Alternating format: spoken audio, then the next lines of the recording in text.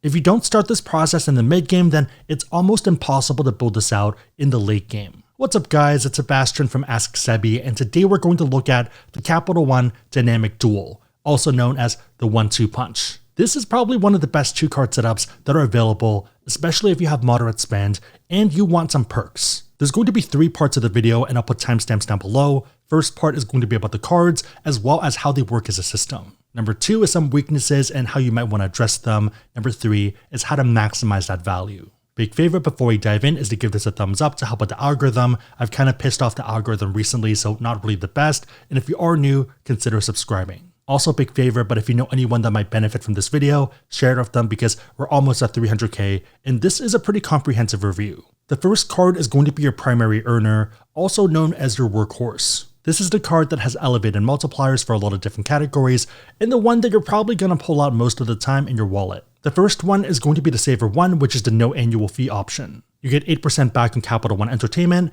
5% for hotels and car rentals through Capital One Travel, 3% for dining, entertainment, popular streaming, grocery stores, and 1% back everywhere else. One of the things I really like about this card is that even though it's a no annual fee card, it has no foreign transaction fees. Your second option here is going to be the Savor. With this one, there is a $95 annual fee, the same 8% back in Capital One Entertainment, 5% on hotels and car rentals through Capital One Travel, but instead you're getting 4% on dining, entertainment, and popular streaming. You get the same 3% back at grocery stores and 1% back everywhere else. The big difference between these 2 cards is number 1, obviously the annual fee, 0 versus 95, but the other one is the fact that you're getting 4% back instead of 3% for those 3 categories. So dining, entertainment, as well as popular streaming. Okay, but of these 2, which one should I get? The benefit is that we have something called a break-even analysis that can help us solve for this. I'm going to put a ton of math on the screen, but what we're trying to solve for is how much money we would need to spend on X, which is going to be the dining, entertainment, and popular streaming, to make it more worthwhile to pay that annual fee. Simplifying and solving, we have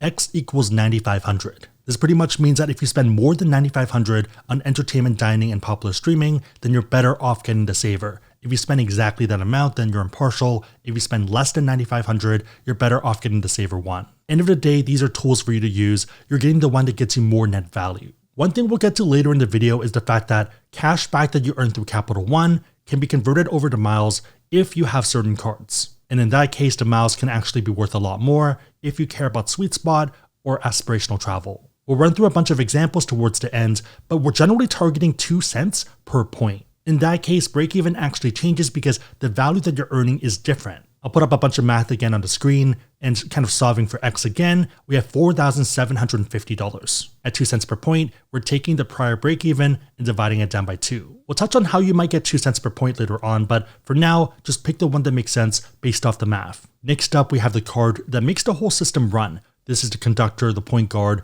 and the one that actually elevates your value. As a card, it's going to be your catch-all for those other expenses that otherwise aren't included, and it's also going to be your main travel card. Technically, here you do have 3 choices with the Venture 1, Venture, as well as Venture X, but for the most part, the Venture 1 doesn't make sense. The reason I don't think you should consider the Venture 1 is because, objectively, it's not competitive. It is a no annual fee card, but for our purpose, it's only earning 1.25x miles on everything. So in that sense, even though you can transfer it out to partners and get more value, it's worse than both the City Double Cash within the City Trifecta, as well as the Freedom Unlimited within the Chase Trifecta. You could probably argue it if you really want to, but for me, it's not really tenable. Okay, so for our purpose, we have 2 picks, the Venture and the Venture X. Which one should you go for? So the Venture does have a $95 annual fee. You're getting 5x back on hotels and car rentals through Capital One Travel, 2x back miles on everything else. There also is no foreign transaction fee, which is pretty nice, and you also get a $100 global entry or TSA pre-check credit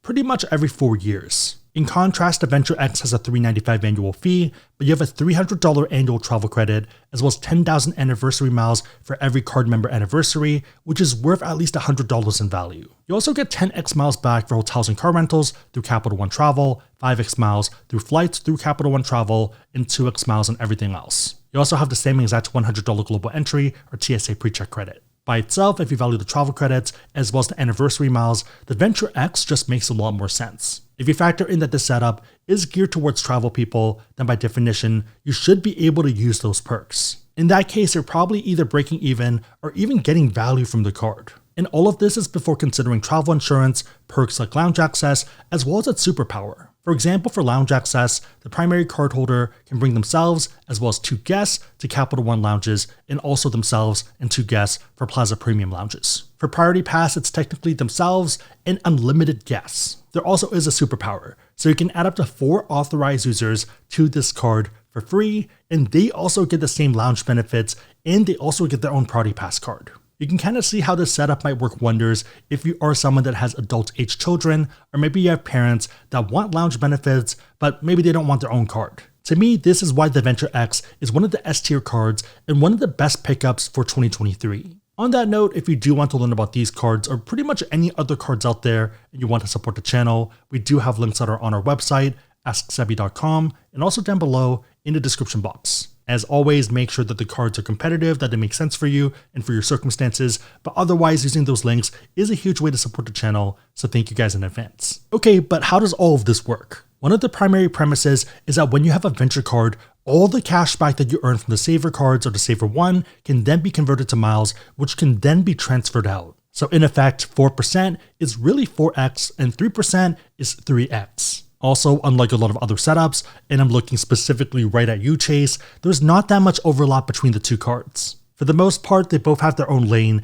and they're doing their own thing. If you're going out to eat, buying food for groceries, or going to a concert, you know that you're using the Savor. If you're buying a camera or you're traveling, then you're using the Venture or Venture X as that catch-all. I'd argue that this is one of the best setups if you are a city dweller who lives in a place like New York, San Francisco, or Boston. Also, ironically, the 3 places I've hopped between. On the flip side, this setup is pretty weak for gas, so if you live in Los Angeles or Houston, then you might be in trouble. Okay, so if I drive a ton, should I not run this setup? Not really, because it's also one of the easiest holes to fill. For example, some people really love the Costco card, and it does a pretty good job. For me, the one pick would be the City Custom Cash. This gets you 5% back on your top spend category among a giant list for every billing cycle, and you can just use it for gas. In effect, that card is a dedicated gas card, and you're getting 5% on all your gas up to $500. If you have very high gas spend, then consider cards at the City Premier. There is another weakness that a lot of people don't think about. It's the fact that Capital One cards are pretty difficult to get approved for, especially if you are someone in the late game who has a ton of cards. Outside of extenuating circumstances, they're very unlikely to approve you, so your best chances are in the early game and the mid game. So by that, I generally mean when you have between 5 to 10 cards and maybe between 10 to 15. My recommendation is that post 524, once you're done with Chase, your focus should be Capital One. If you don't start that process in the mid game, then you might be out of luck in the late game. And by all means, I love those travel cards, but I also don't want to see people get screwed. Moving into the last section, we have upside. And to be fair, a lot of this setup is geared towards this because if you don't transfer points out to partners, then you're only getting 1 cent per point, so the value might not be as interesting. As of filming, Capital One has 18 partners and a lot of pretty good ones. Some of the ones that make a lot of sense are going to be Air Canada Aeroplan, Emirates Skyward, Etihad Guest, Qantas, Singapore, Turkish, as well as Virgin. And be aware that there are some options that are pretty much trash, such as Accor, which doesn't make sense. For a lot of these, it's going to be a 1-to-1 transfer rate, so if you have 100,000 points, it's 100,000 partner points. You're pretty much turning this into this, and once you transfer it over, you cannot bring it back. Okay, but why even do that whole weird process? Why don't I just redeem this towards travel? So 100k points is at least $1,000. The hope and desire is that by transferring it over here, you're getting more than $1,000 in value. Ideally 2,000, so 2 cents per point. When we're using points, we're looking for generally 2 things. Number 1 is sweet spot travel, and number 2 is international first in business. Within sweet spots, there's generally 2 different things. One's going to be specific routes where they might have a monopoly, so they can kind of control the retail price, and number 2 is going to be when retail price is super inflated. Let's do an example of the first one, and I'll put a bunch of things on the screen. Feel free to pause if necessary. So for Capital One, one of their partners that you can transfer out to is Etihad. Etihad is a partner with Bangkok Airlines. Bangkok Airlines pretty much has a monopoly on USM, which is Koh Samui. The flights from Bangkok to Koh Samui are typically about $200 during prime season. If you book through Etihad, it's going to be 10,000 points for round trip economy. In effect, you're locking in 2 cents per point. 10,000 points instead of just redeeming it for $100, you're getting $200 in value, but only if you want to do that flight. And I feel like sweet spots do tend to be a bit tough because a lot of them are going to be international ones and ones that you might not otherwise fly, but they are also kind of geared towards travelers, so they probably will be useful. Koh Samui is pretty much the Hawaii of Thailand. Number 2 is when retail is overinflated. I feel like Thanksgiving and Christmas are one of the best examples of this. Instead of relying on supply and demand, we can rely on an award chart. Again, I put a ton of things on the screen, so feel free to pause. You can transfer from Capital One to Virgin Red. Virgin Red is a partner with Delta. If you want to use Virgin points to book Delta flights, they have an award chart. So the shortest flight from JFK to LAX is about 2,500 miles. Based off this award chart, between 2,000 and 3,000, it's going to be 15,000 miles per way. About 30,000 miles for round trip, so about $300 if you were just to redeem it as a transaction. But consider the retail price. Even right now, 7 months away from Thanksgiving, you're looking at about 700 to 800. So if we kept to 30,000 miles within Capital One, that's only worth 300. By transferring it over here to Virgin, you're getting a $700 flight if you care about that flight. The last one is going to be international first in business. There is a ton of value here, but it does lean more towards T3, T14, or T300. What that pretty much means is 3 days, 14 days, or 300 days before the flight. So pretty useful if you're a last minute traveler or if you're someone that likes to plan out about a year in advance. Let's say you want to take a romantic trip to Milan. For the summer, you're looking at about 900 even for just economy. Ironically, looking at the price chart, that is the typical range. If you go up to business class, it's generally $5,000 to $6,000 to $7,000. First class is about $12,000 to $15,000. So right now you can book that economy flight using 90,000 Capital One miles, and it's a $900 flight. In that case, you're locking in 1 cent per point. At the same time, you can transfer it over to Emirates at a 1-to-1 rate.